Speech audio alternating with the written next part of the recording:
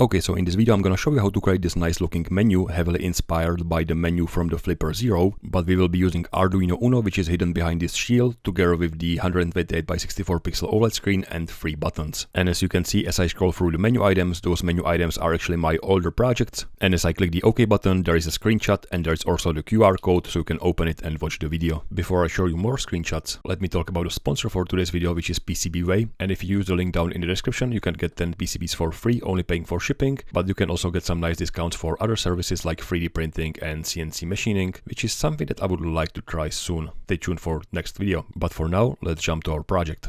So here's the 3D cube. It looks kind of boring without the rotation. Here is the battery charging indicator. For that I've used a different board, but it was Arduino compatible board. Here is a dashboard, one of my very first OLED projects, but unfortunately I haven't got time to record the full tutorial yet. The fireworks was a simple project to celebrate 100 subscribers. GPS speed gauge was actually getting the real data from GPS sensor. As the name suggests, the big knob was used to carry the big knob overlaid over the OLED display. Parking sensor is one of the newest projects and I really like how it turned out. And finally there is this turbo gauge, which was the first project. Okay, so let's take a closer look at the menu itself. Flipper Zero is not using the OLED screen, but I believe it uses the same resolution of 128x64 pixels. It always displays 3 items at the same time, and the middle one is the one that is currently being selected. That one has also the border around, the animated icon and bold font. The other 2 items also have icons, and there's also a scroll bar displayed on the right side of the screen. So we'll try to do the same, except we will not animate the selected icon. So before even touching Arduino, it might be a good idea to create a screenshot of how this menu should look like, and for that we will be using the online editing tool called Photopea. Photopea? Yeah, call it any way you like. Let's start by creating a new file in the size of 128x64 pixels. And set the background color to be black, hit the create button, and here you have our new image. Now 64, which is the height of the screen, is unfortunately not divisible by 3, so we will choose another number, and it might be, for example, 20. So I will select the rectangle selection and select a new selection in the size of 128x20 pixels, and then create a new layer, clicking this icon, and select edit, fill, and fill it, for example, with white color. So I'll select white and click the OK button. I will deselect by clicking anywhere else, and maybe lower opacity by dragging this slider down to maybe, I don't know, 20% or so. So this will be a place for our first item. I will duplicate this layer either by selecting Ctrl J or maybe just moving it with the Alt key pressed and move it down, and do it one more time like so. So now you can see that we have 3 places for 3 items with 2 pixels in between each of those items. Let's create in the very same way a place for the icon. So again, I will create a new layer, and the icon might be, for example, 16x16 pixels. So I'll create a new selection 16x16 pixels and use the same trick of having edit, fill, and fill it with the white color, deselecting and lowering the opacity to, again, maybe 20% or so, and then duplicating this layer 2 more times. So we have a place where we will later on place or actually draw the icons. So once we have this layout, we can add some text, and for this we of course need some kind of font. And for today's design, I'm using font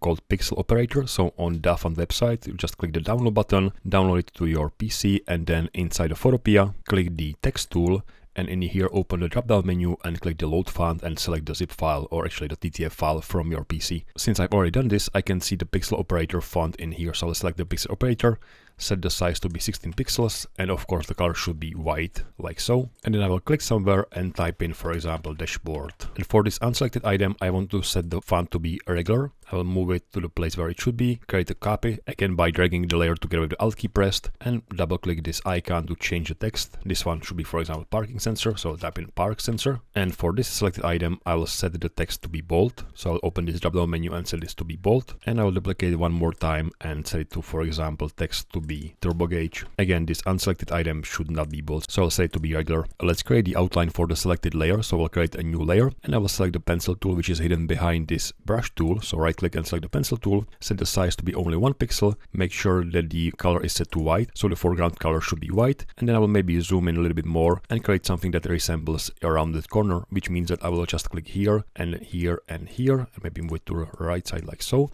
So this is one rounded corner, it will continue like this.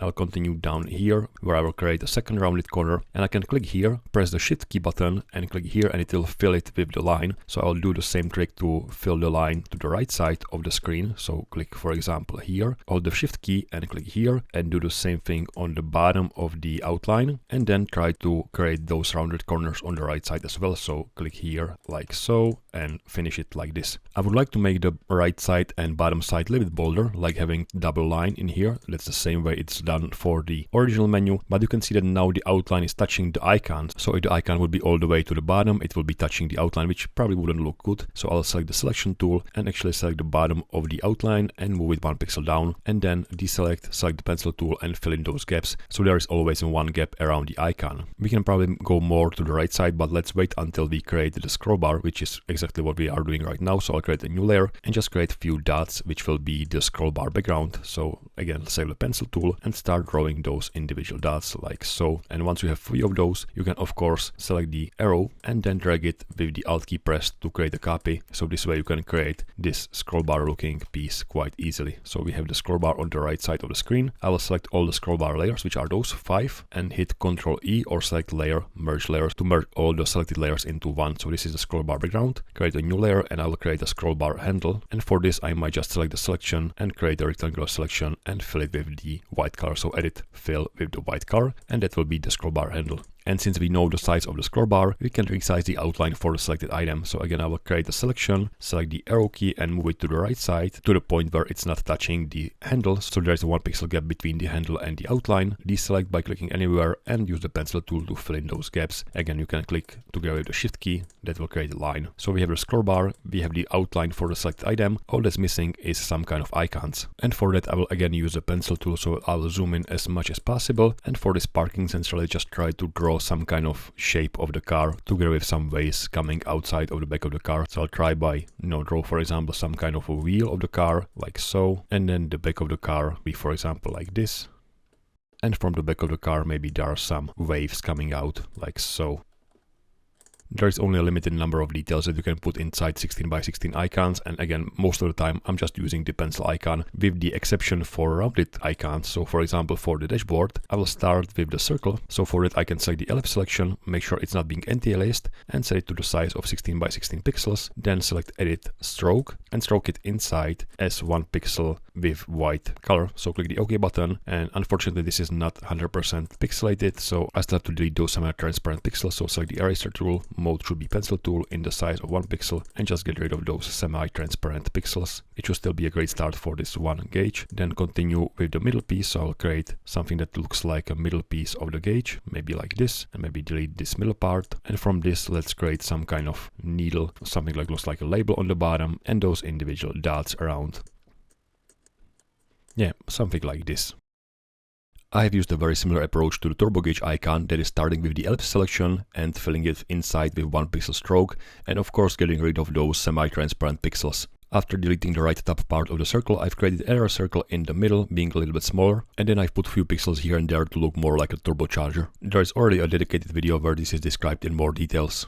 So our initial preview is done, but we only need to use black and white colors, and for that we will add a new effect called threshold, and that will do exactly what we are looking for, that is resulting only in black or white color. At any time we can still hide it to see the layout better if we want to move stuff around, but for now let's keep it visible and let's export our document as a PNG image. Let's select File, Export as PNG image. All the settings should be left to default except for I like to click the Don't Use Palettes, sometimes it causes some troubles, and click the Save button. Before we move to real Arduino, let's test our sketch in WOKWI, which is a free online Arduino emulator. And there is this sketch called Progress Bar, which is showing the progress bar on the OLED screen, and I think that this will be a great starting point. Except we don't actually need any kind of progress bar, so I will delete this progress integer value, I will delete increasing it, and of course drawing it, so we are left with very basic scheme for using the OLED display together with the Arduino UNO, together with the u8g library. And for the u8g library, this is required because it's drawing by individual pages. If you want to know more, I will put the link down in the description which describes this more in the detail, but currently we are most interested in drawing our image. And for this we need two things. We need the function to draw this image, so if I open the documentation, the function is called draw bitmap p. So I'll copy this example of draw bitmap p function into our code, so inside here I will paste it, so u8g draw bitmap p. But we also need this image. If I look at the documentation, the image is simply zeros and ones, but they are stored as hexadecimal numbers. So in order to convert this PNG image into the C code, into the array, we need to use the tool called image to CPP, which is this one. So I'll drag our exported PNG image into choose files, and there will be a preview down here, looks fine, so I'll just click Arduino code and generate code and copy this code into our sketch, maybe above the setup, like so. And there's this array being created which we don't really need, so we only need the array of those individual zeros and ones, which in this case is called EPD bitmap OLED menu. That's made on the image name, so that's the name we will use inside the draw bitmap p function. And we need to set the current position, which will be 0, 0, and the size, which is 128 by 64 pixels. But the first parameter is actually not the width, but the width divided by 8, so we have to divide it by 8. So if I restart the simulation, I should see our screenshot being displayed on this OLED display. And that's exactly the case. I mean, it's a static screenshot, but it looks nice. So let's try to do the same with the real Arduino. For that, let's copy the sketch from the WOKWI website into the Arduino IDE, paste it in here. If you've never used the u8g library before, jump to the Tools, Manage Libraries.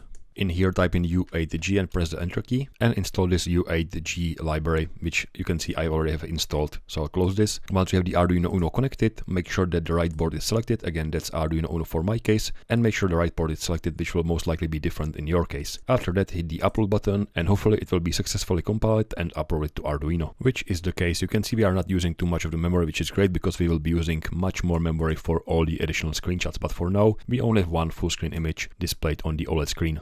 And this is how it looks like on the real Arduino. We haven't talked about the physical connection of the OLED display and the Arduino, but it's really the same as on the WOKWI website. So you connect the ground to ground and VCC to 5 volts, and then you connect the I2C connection, so SDA, serial data, and SCL, serial clock, to the pins A4 and A5, or there are also dedicated SDA and SCL pins on the Arduino board. And unlike the A4 and A5 pins, they are actually labeled properly, so you can see which is which. And that's great because I always have to open the pinout diagram to find out if A5 is clock and A4 is data or vice versa. Anyway, we can now display a static screenshot, but I think it's time to make it more dynamic. And for that, let's jump back to Photopea because we need to slice our image into individual pieces, meaning that the icons will be separate images, the outline will be a separate image, also the background for the scroll bar will be a separate image as well. In Photopea, you export the individual layers by going to File, Export Layers, and if you unclick this, you will export all the layers, but probably the better idea is to just use this name, so -e- inside the layer name, and only export some of those layers.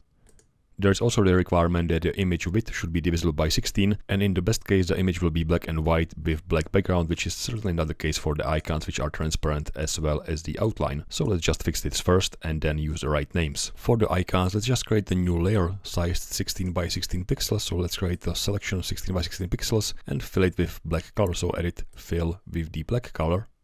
Deselect and move it below the icon and actually create a copy for this icon, that's the parking sensor, and this icon, which is the dashboard. And I will group the icon together with the background layer using the Ctrl-G for all those 3 icons and rename those properly. So this one is icon park sensor, but of course I have to use the -e- in order to be exported, and I will call this icon park sensor without any spaces. Continue with this one again, -e- icon dashboard, and the last one is -e- icon turbo gauge or just turbo. So the icons are covered. Let's move to the outline, which is this layer, selected outline. And you can see that the width of this layer is probably not divisible by 16, it's 123. So in this case, I will just create the background layer of the size of 128 by the height of this layer, which is 120 by 21. Again, create a new layer, fill it with black color.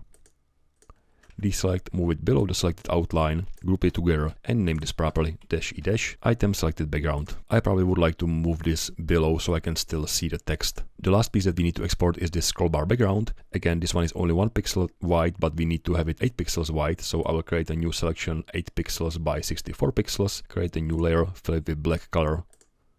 Move it below the scroll bar, group it together and name this -e- scroll bar background. Now you see that now the scroll bar background is actually covering the outline, but for the u8g library, the black color is actually not affecting the image in any way. It's only the white color that is being drawn, and you can simulate it by setting the blending mode to screen, and this way you can see how it will look like inside the u8g library while still this layer being 8 pixels wide, and it doesn't affect the exporting, so that's fine.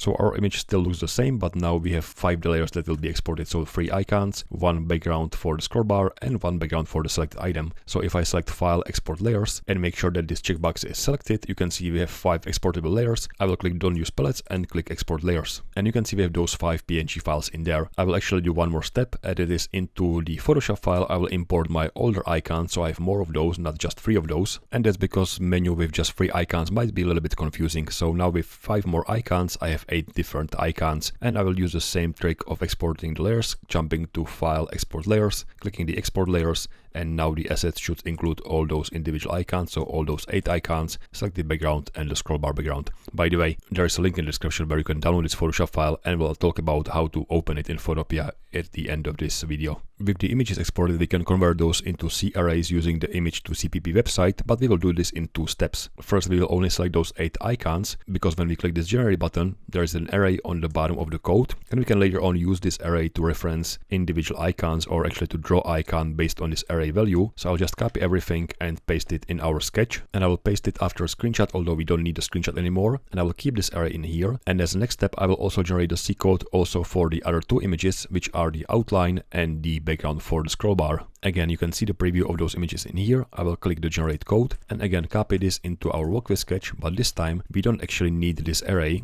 and we cannot keep it in here because it's using the same name as this one. So I'll just delete this one, and for the first array that includes the icon, let's just give it a little bit of meaningful name. For example, bitmap icons. And we don't need this integer value, so we can delete it. So we now have the array that references all those 8 individual icons, and we also have images for the selected background item and the background of the scroll bar. So let's just try to draw those instead of one big full screen image. For that, we need the size of the image and also the position of the image, but thankfully in Photopea we can check this distances checkbox, and that will show us the distances as well as the dimensions of the selected layer. So we can just use those values inside our code. So let's draw the first icon, and you can see that the X position is 4 while the Y position is 2, and the size is of course 16 by 16, but the width has to be divided by 8. And for the image name, we can either use this image name or we can use this array, which will be a better way to do this, and just use some kind of index. And for now, let's just make it hard-coded, so we are looking for the icon that has this gauge. And if I count this image is the 3rd one, so the index will be 2. So I will draw this bitmap icons of index 2, and I will also draw the second icon. So this is this one, parking sensor. The only difference is that the Y position is 24, and I want to draw the image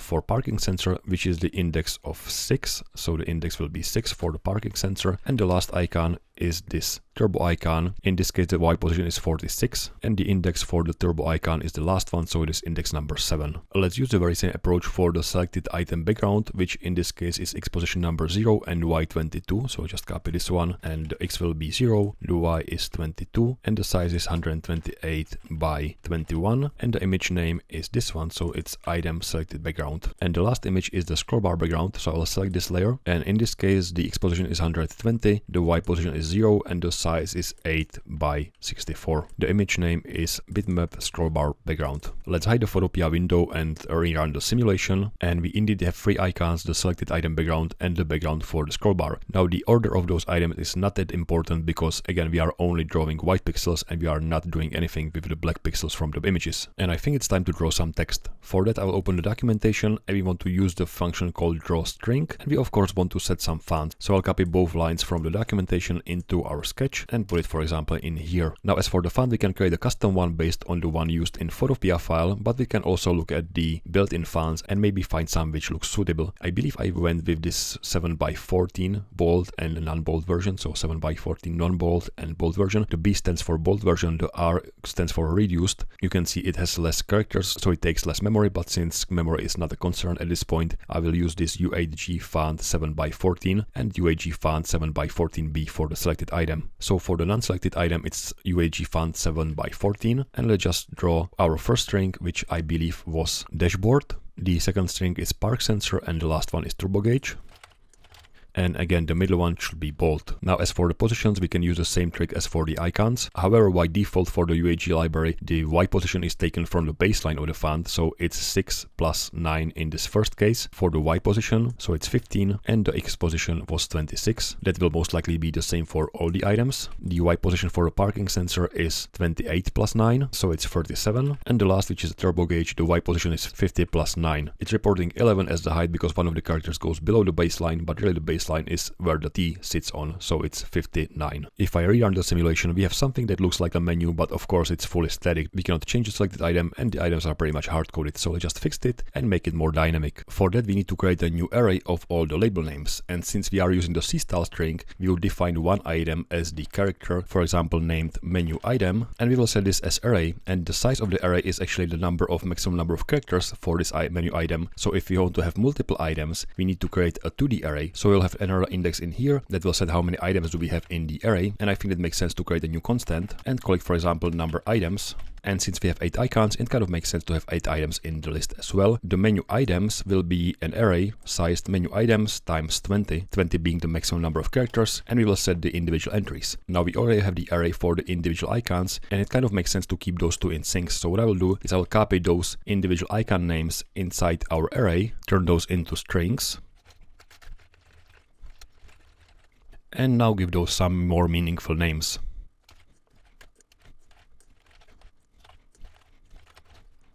So now instead of getting those hard-coded names, we can actually reference the names from this menu items array, and that's what we will do right now. So instead of dashboard, we can say menu items, and the dashboard was the item number 2. Actually, it will be the same as the icon index. So for the parking sensor, it should be item 6, and for the turbo gauge, it will be item 7. Let's restart the simulation, and hopefully it will look exactly the same, but the nice thing is now we can change the index based on the selected item. But before we do so, let me move some stuff around so it makes more sense. And by that I mean grouping the code which relates to the same item to the same place.